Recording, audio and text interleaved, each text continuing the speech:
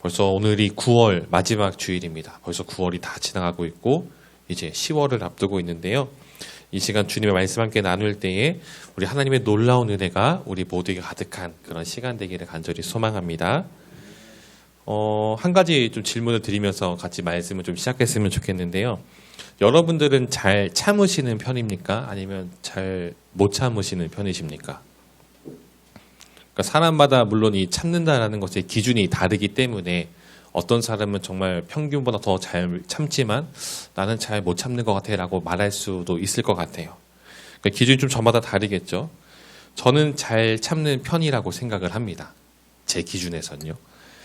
어릴 때 이제 그 스파르타 학원에 달려가지고 이제 단련을 받았습니다. 이제 막 영어 단어 시험을 막 200개씩 막 보면은 개수대로 막 때리는 학원 있잖아요. 그냥 단순한 회초리가 아니라 이 정도 굵기에 쇠파이프 안에 나무를 가득 채워가지고 절연 테이프를 돌돌 말아가지고 멀리서 보면 그 경찰 아저씨들 그 진압봉 같은 요만한 몽둥이로 진짜 개수대로 이렇게 맞았던 그런 학원에 좀 다닌 기억이 있습니다.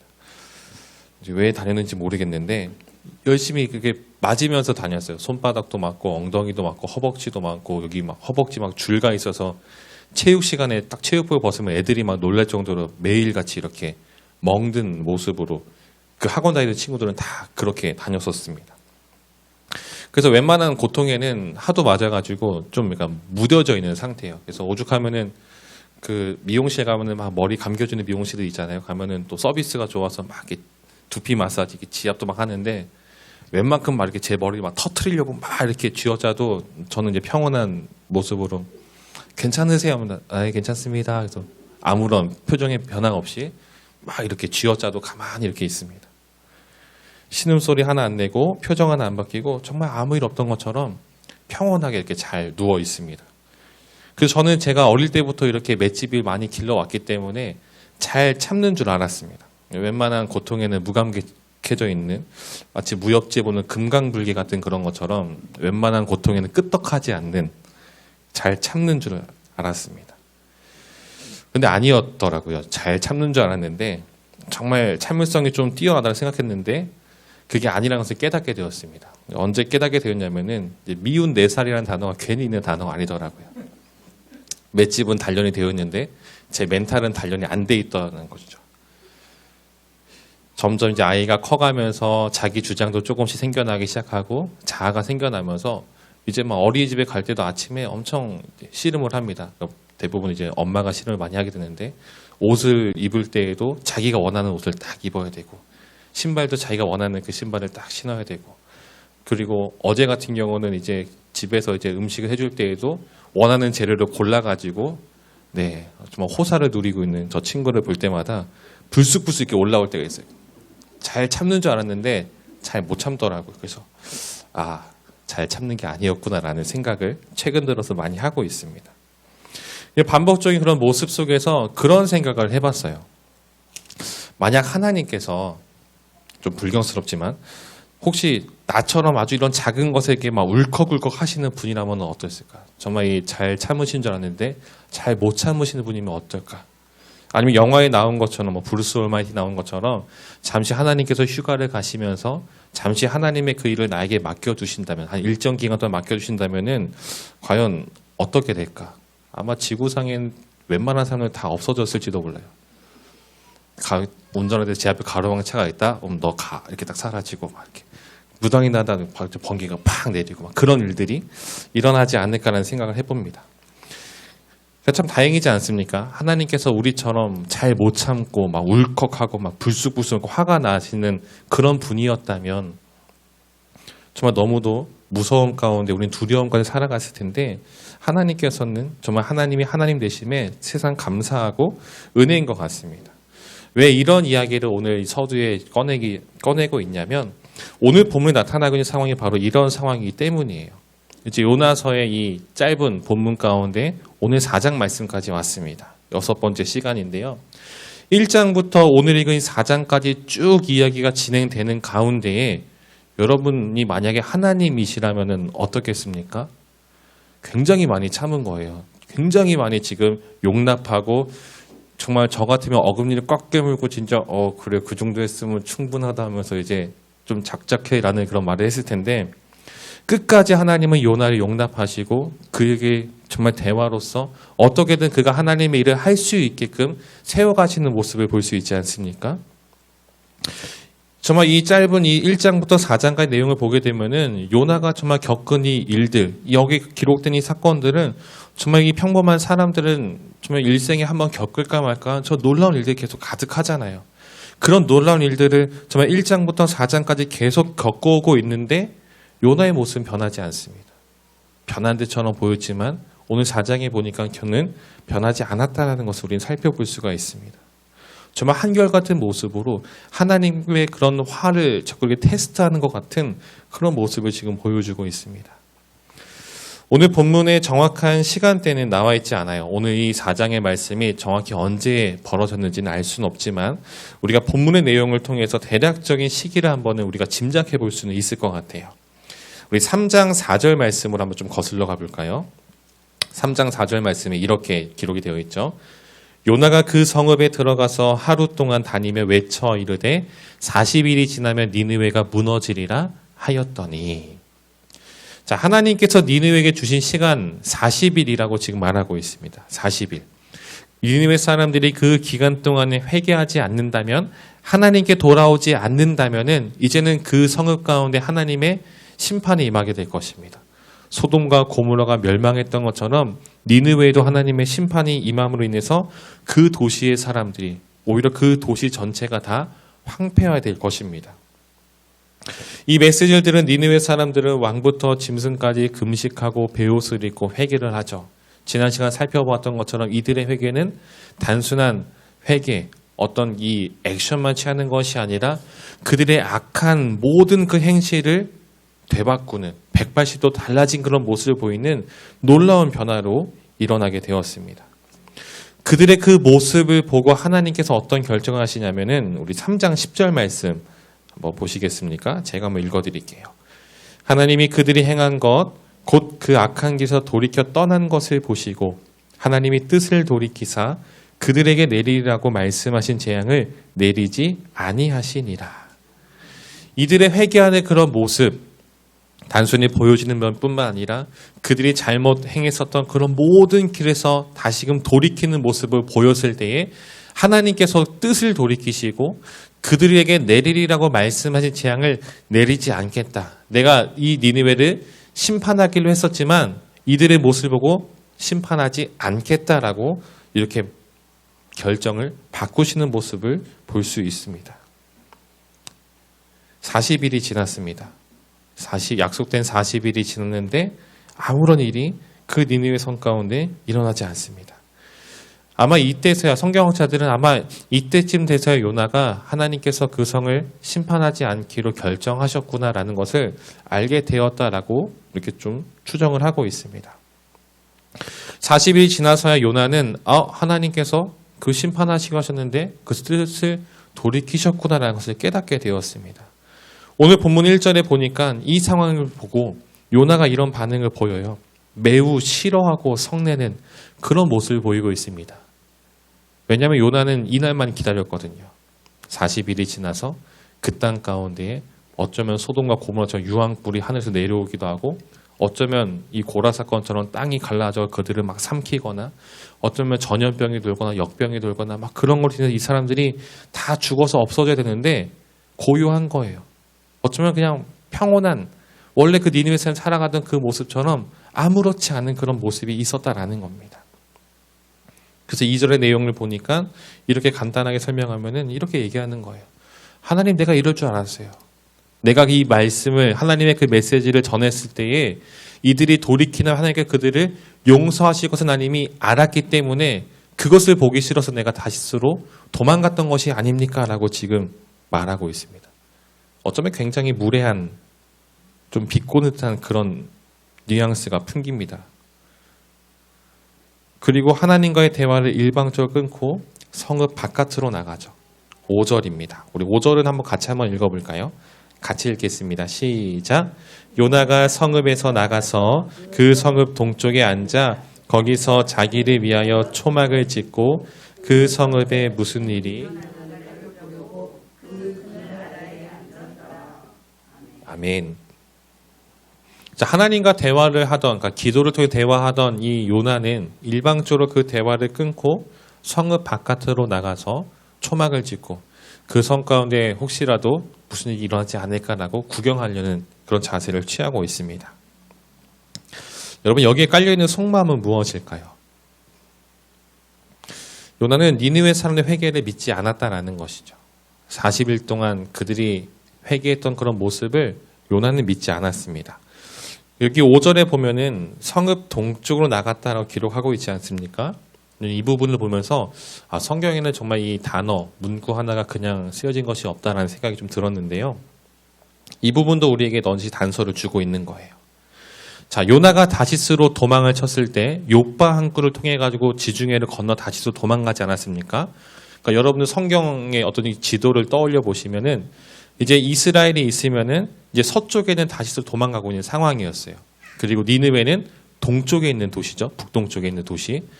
그러니까 이제 이 물고기가 요나를 토해내고 그가 육지에 발을 디디게 되죠. 그리고 그가 니느웨로 갔다라는 것은 어떻습니까? 지도를 떠올려 보시면은 서쪽에서 동쪽으로 간 겁니다. 그러면 니느웨 성에 이르게 되었을 때에는 서쪽 문을 통해서 들어가게 되었을 거예요. 옛날 도시에 있는 큰 성읍들은 문이 하나만 있는 것이 아니죠. 예루살렘만 하더라도 사방팔방 문이 굉장히 많은 문들이 열려 있었고 사람들이 오가는 그런 통로였습니다. 그러니까 일반적으로 생각했을 때에 니느웨에 그가 도착했다는 것은 서쪽 문으로 들어왔을 것이고, 그리고 본문에서 보았던 것처럼 니느웨는 사흘 동안 걸을 만큼 큰 성읍이었죠. 서쪽 문으로 들어간 이 요나가 단 하루길을 다니면서 복음을 전하고 그 다음에는 이 사람들이 조금씩 변화되는 그런 모습을 보자 복음을 전하지 않았던 것 같습니다. 서쪽으로 들어간 요나는 오늘 본문 5절에 보니까 동쪽으로 나왔습니다. 이 말은 그가 그 성읍을 관통해서 그러니까 횡단을 하게 된 거죠. 서쪽부터 해서 동쪽으로 나오기까지. 그는 쭉 보았을 겁니다. 소수의 몇 사람만 그의 메시지를 듣고 변화된 것이 아니라 서쪽부터 동쪽으로 빠져나오는 그 순간 가운데에 그 니느웨에 지금 퍼져나가고 있는 이 회개의 그런 움직임과 모습들을 충분히 보아왔을 것입니다. 그렇지만 이들을 보면서 요나는 어떤 생각을 했을까요? 진짜 이 메시지에 힘이 있구나. 하나님의 이 메시지에, 이 복음에 힘이 있고 능력이 있어서 이방인이라 할지라도 정말 잔인한 아수르 사람들이라도 하나님 메시지 앞에 굴복할 수밖에 없구나라고 깨닫는 것이 아니죠. 그렇게 생각한 거 아닌 것 같아요. 요나는 니느웨 성을 가로지르면서 그 성읍에 일어난 놀라운 변화, 놀라운 일들을 보았지만 그 마음 가운데는 이들은 사악한 민족이기 때문에 이 40일이 지나면 분명히 다시 옛날의 모습으로 돌아갈 거야 라고 그렇게 여겼습니다. 저들의 회개는 진실된 회개가 아니라 잠시 잠깐 회개한 척 할 수 있지만 다시 시간이 지나면 원래 모습으로 돌아갈 거라는 그런 마음이 은연중에 깔려 있었다라는 것이죠. 그렇기 때문에 오늘 본문에 보았을 때에 이 요나가 이 니느웨 성 동쪽으로 나가서 초막을 짓고 그 성에 어떤 일이 일어나는지 구경하려고 하는 것은 무엇이냐면 약속된 시간이 지났고 하나님의 심판이 임하지 않았기 때문에 이들이 안심하며 다시 죄를 지음으로써 즉각적인 심판이 임하지 않을까라는 기대감이 그 안에 깔려 있었다라는 겁니다. 여전히 그의 마음 가운데는 이들의 회개에 대한 진정성을 믿지 않았던 것이고 더 나아가서는 이 사람들이 하나님의 심판으로 다 사라졌으면 좋겠다라는 그 마음이 가득 차 있었던 것입니다. 하나님은 요나에게 하나님께서 니느웨 사람들을 얼마나 생각하시고 사랑하시는지 여기시는지 깨닫게 하기 위해서 박넝쿨을 준비하십니다. 그리고 그 하룻밤 사이 박넝쿨을 다시 거두어 가시는 그 일들, 그 이적을 요나에게 행하시죠. 이 박넝쿨을 통해서 하나님께서 말씀하시고자 하는 것은 무엇일까요? 지금 하나님의 관심이 어디에 있는지, 하나님의 뜻이 어디에 있는지를 지금 요나에게 지금 깨닫게 하시는 겁니다. 하나님이 요나에게 그 메시지를 니느웨 사람들에게 전하라고 한 의미가 무엇인지를 다시 한 번 더 깨닫게 해주시는 거예요. 하지만 오늘 우리가 읽은 것처럼 요나는 어떻습니까?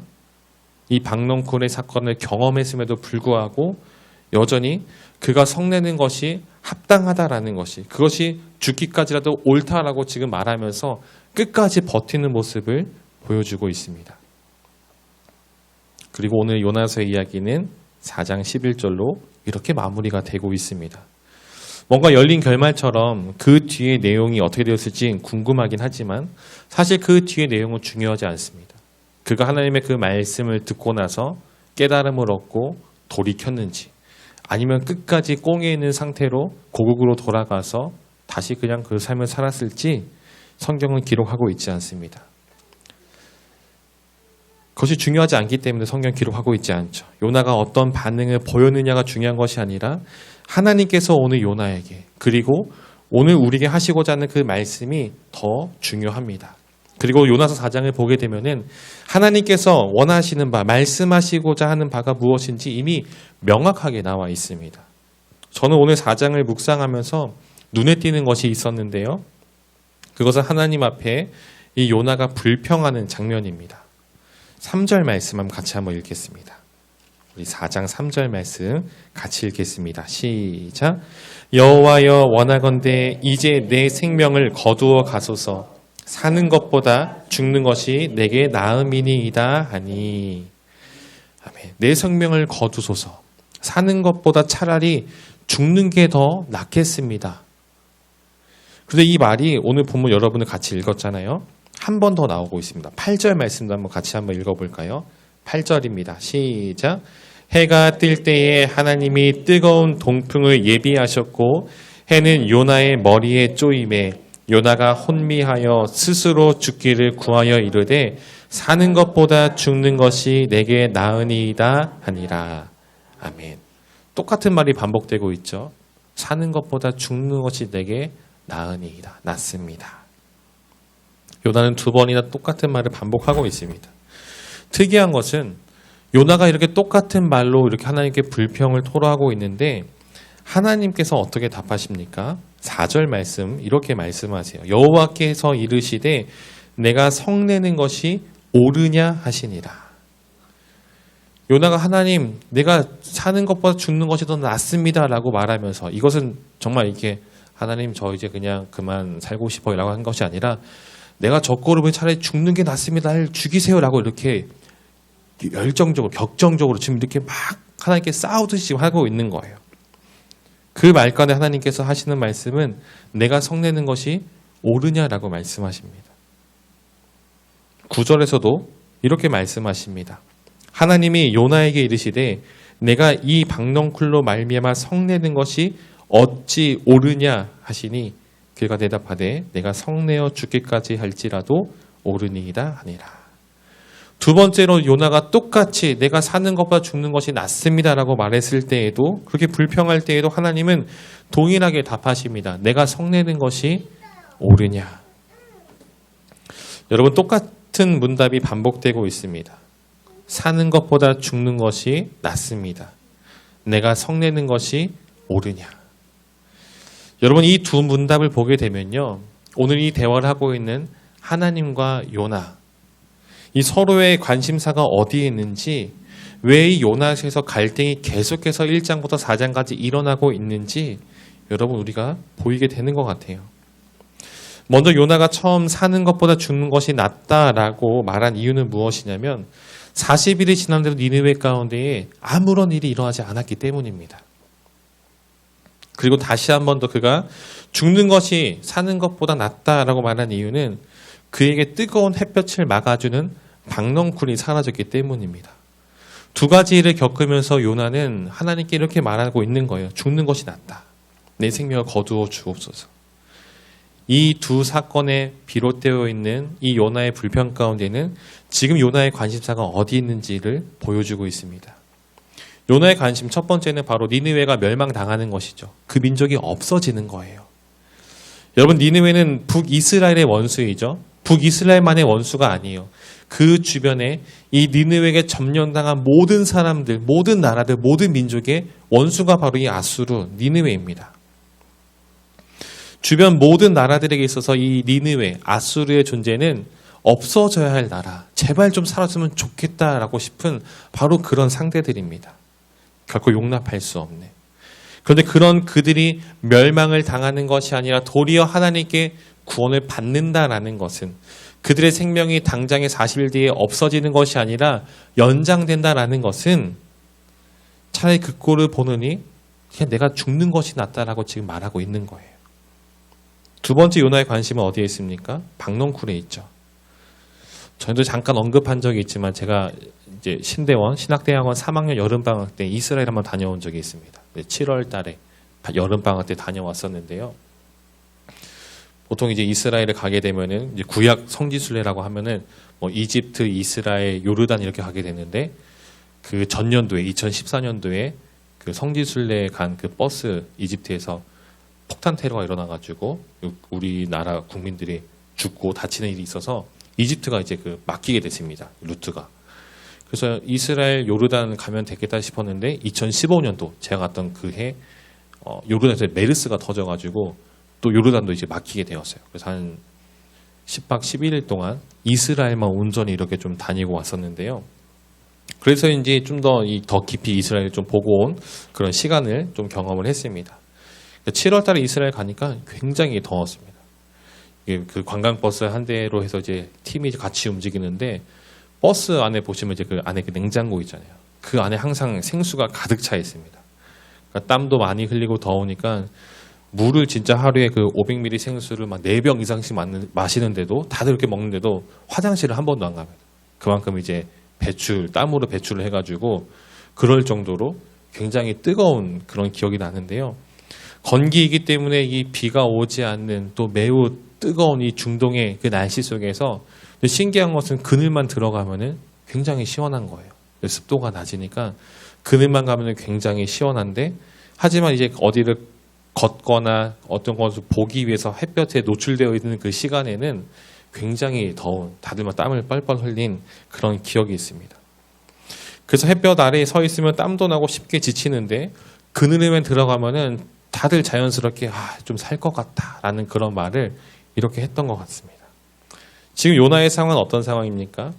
하나님이 예배하신 그 큰 잎이 넓은 이 박넝쿨 그늘 아래에 자리 잡고 이렇게 구경을 하고 있다가 잠깐 잠이 들었던 것 같아요. 그런데 하나님께서 그 하룻밤 사이에 이 박넝쿨을 시들게 하시죠. 그 중동의 뜨거운 그 햇살이, 그 뜨거운 햇볕이 이 요나의 머리에 그대로 내리치게 되는데 오늘 성경에 보게 되면 어떻습니까? 정신이 혼미해졌다라는 그런 표현을 쓰고 있습니다. 그러니까 요나가 굉장히 이 뜨거운 그 햇빛 가운데에 그 그늘도 없는 그곳에서 굉장히 괴로움을 지금 토로하고 있는 것이죠. 여러분 지금 요나의 관심이 어디 있는지 보이십니까? 민족을 괴롭히는 원수인 니느웨의 멸망, 또 지금 나를 시원하게 해주고 기분 좋게 해주는 이 박넝쿨 그늘, 결국 이 모든 것을 따라가다 보면은 요나의 관심은 어디에 있습니까? 온통 자기 자신에게 있는 거예요. 나의 원수가 사라지는 것, 지금 나를 시원하게 하고 나를 즐겁게 해주는 것, 온통 나에게 관심이 쏠려 있는 것입니다. 다른 사람도 아니고 하나님의 선지자라고 말하는 하나님의 대언자라고 말하는 요나가 아이러니하게도 하나님의 관심을 마음을 두고 있는 것이 아니라 여전히 자기 자신에게 관심을 쏟고 있습니다. 그런데 하나님의 관심은 어디에 있습니까? 하나님의 관심은 요나서 1장부터 4장까지 전혀 변함이 없습니다. 처음부터 끝까지 하나님의 관심은 바로 이 니느웨 사람들이 하나님께 돌아오는 것, 그 사람들이 하나님의 그 메시지를 듣고 회개해서 돌아오는 것이 바로 하나님의 유일한 관심사였다라는 것이죠. 11절 말씀 같이 한번 읽어보도록 하겠습니다. 시작. 하물며 이 큰 성읍 니느웨에는 좌우를 분별하지 못하는 자가 12만여 명이요 가축도 많이 있나니 내가 어찌 아끼지 아니하겠느냐 하시니라. 아멘. 하나님의 관심은 이 니느웨의 사람들, 정말 수많은 사람들, 바로 이들에게 있었죠. 물론 학자들마다 조금씩 주장은 달라요. 어떤 사람은 진짜 니느웨에 12만 명이 있었다라고 말하는 학자들도 있고, 어떤 학자들은 성경에는 보통 성인 남성들만 계수되기 때문에 성인 남성만 12만 명이고 대략적으로 한 60만 명 이상이 거주했을 것이다라고 추정하기도 합니다. 뭐 12만여 명이든 60만여 명이든 중요한 것은 정말 굉장히 많은 사람들이 니느웨 그 성읍 가운데 살고 있었다라는 것이죠. 하나님은 이렇게 많은 사람들이 회개하고 주님께로 돌아오기를 바라고 계시고 그 일을 위해서 요나를 택하셔서 그를 보내신 것인데 여러분 요나는 어떻습니까? 하나님의 심판이 임박해 있는 이 수많은 니느웨 사람들이 아닌 하루 사이에 폈다가 시들어버리는 이 박넝쿨에 그의 관심을 쏟고 있다는 것이죠. 더구나 이 박넝쿨은 성경에 기록된 것처럼 저 하나님께서 말씀하신 것처럼 그가 수고한 것도 아니고 그가 그것에 어떤 씨앗을 심거나 물을 주거나 관리하던 것이 전혀 아니죠. 아무런 노력을 기울이지 않은 그 박넝쿨입니다. 그런 요나와는 다르게 하나님께서 주목하시는 것은 바로 이 니느웨 사람들입니다. 특별히 하나님은 이 니느웨 사람들을 가리킬 때 이렇게 말씀하세요. 여러분 다시 11절 말씀 보시겠습니까? 이들을 가리킬 때에 이 큰 성읍 니느웨에는 좌우를 분별하지 못하는 자라는 표현이 있습니다. 좌우를 분별하지 못한다라고 말하고 있어요. 니느웨 사람들은 어쩌면 심판받아 마땅한 사람들입니다. 전쟁이 비일비재했었던 이 고대 시대 가운데에 이렇게 한 제국이 들어서기도 하고 또 시간이 지나면 나라가 없어지기도 하고 정말 이 나라들이 정말 전쟁도 벌이고 있는 이 시대 가운데서 이 잔인한 나라가 이 강팍했던 이 나라가 사라지는 것은 어쩌면 역사적으로 볼 때에는 역사의 어떤 순리처럼 보이기도 합니다. 이것을 비난하고자 하는 것은 아니에요. 다만 이들은 정복한 것을 통치하는 데 있어서 조금의 인정도 베풀지 않았고 철저하게 억압하고 유린하였고 그렇기 때문에 이들이 그런 잔인한 일을 행함에 있어서 벌을 받아야 하는 것은 당연한 것처럼 보이기도 하지만 하나님께서 보시는 하나님의 눈으로 볼 때 이들은 어떤 존재입니까? 좌우를 분별하지 못하는 자들. 이들이 미개하다라는 말이 아니에요. 야만적이라는 말이 아니라 이들은 참된 진리가 어떤 것인지 모르기 때문에 지금까지 태어난 하나님의 말씀을 들어본 적이 없었기 때문에 참된 진리를 모르기 때문에 좌우를 분별하지 못한다고 하나님께서 지금 표현하고 있는 것입니다. 즉 하나님의 눈에는 이 니느웨 사람들이 어떤 사람들이냐면은 하나님의 말씀을 들어야 할 불쌍한 사람들, 바로 그 사람들, 하나님의 잃어버린 양 그렇게 보고 있다라는 것입니다. 이들에게 복음이 선포된다면 정말 너무도 잔인하고 포악한 너무도 사악한 그런 민족이지만 하지만 이들 가운데 복음이 선포된다면 그래서 그들이 하나님께로 돌아온다면 바로 그것이 하나님의 관심사이고 하나님께서 기뻐하시는 일이다라는 것입니다. 요나는 이러한 하나님의 계획과 뜻을 알매도 불구하고 온전히 순종하지 않았습니다. 그의 관심은 하나님의 잃어버린 양에 있는 것이 아니라 하룻밤에 났다가 하룻밤에 말라버리는 이 박넝쿨 또 그의 원수, 그의 민족의 원수가 사라지는 것. 거기에 몰두해 있었습니다. 여러분 그리스도인들의 비극이 바로 여기서 발생하고 있는 것 같습니다. 하나님의 관심과 나의 관심이 일치하지 않을 때 그리고 그것을 알매도 불구하고 하나님의 관심으로 우리가 옮겨가는 것이 아니라 끝까지 요나처럼 자기의 관심사를 붙들고 나아갈 때에 바로 거기서 하나님께서 원치 않는 안타까운 일들이 일어나게 되는 것 같습니다. 사랑하는 성도 여러분, 요나와 같은 모습, 하나님의 관심은 무시한 채 나의 관심, 나의 마음이 쏠리는 것에 몰두하는 모습이 우리에게도 반복적으로 일어나지 않기를 소망합니다. 정말 하나님의 관심은 너무도 명확한데 그 시대마다 주시는 그 모습은 메시지는 너무도 명확한데 그것을 애써 무시하고 정말 그것을 외면하고 나의 욕심을 채우기 위해서 그것만 위해서 살아가지 않기를 소망합니다. 하지만 안타깝게도 이러한 모습이 주변에 너무도 많이 보이고 있는 것 같습니다. 여러분 하나님이 우리에게 구원을 베푸시는 이유는 무엇입니까? 여러분 우리 중에 어떤 자격을 갖추어서 하나님께서 구원을 베푸신 구원을 받은 분이 계십니까? 우리 중에 누가 봐도 저 집사님은 저 성도님은 정말 구원받기에 너무도 적합한 분이야 라는 그런 평가 때문에 구원받으신 분이 있으십니까? 아니죠. 우리 중에는 그 누구도 자격이 있어서 능력이 있어서 돈이 많아서 구원받은 사람 아무도 없습니다. 정말로 그 어떤 것으로 설명할 수 없는 이해할 수 없는 바로 하나님의 은혜로 우리는 구원받았습니다. 그렇죠. 한 가지는 확실하죠. 우리의 베푸신 그 이유 우리는 알 수 없지만 한 가지는 확신합니다. 이렇게 구원을 베푸시고 은혜를 주신 이유는 어쩌면 무작위로 추첨하신 것이 아니라 하나님의 기쁘신 뜻 가운데 우리를 사용하기 위해서죠. 먼저 된 우리를 통하여서 아직 죽기로 돌아오지 않는 그 잃어버린 그 양들에게 주의 복음을 전할 그런 하나님의 도구로서 우리를 먼저 부르시고 사용하시는 것입니다. 이것은 명확한 하나님의 관심이자 하나님의 뜻입니다. 그렇기 때문에 먼저 믿은 우리 그리스도인들은 주님의 복음을 전할 의무가 있습니다. 밖에 나가서 전도도 해야 되고요. 우리의 일상의 삶을 통해서 정말 그 변화된 구별된 그 삶을 보임으로써 주의 복음을 우리의 삶으로 전해야 될 그런 의무가 우리 가운데 있습니다. 아직 그 복음을 모르는 사람들 가운데 주님의 그 은혜와 사랑을 모르는 그 사람들 가운데에 그것을 전해야 될 책임이 우리 가운데 있습니다. 그렇지만 그렇게 행하지 않는 사람들이 너무도 많이 있는 것 같아요. 마치 요나처럼 말이죠. 구원을 받았고 은혜를 받았지만 그럼에도 불구하고 여전히 나를 위해 살아갑니다.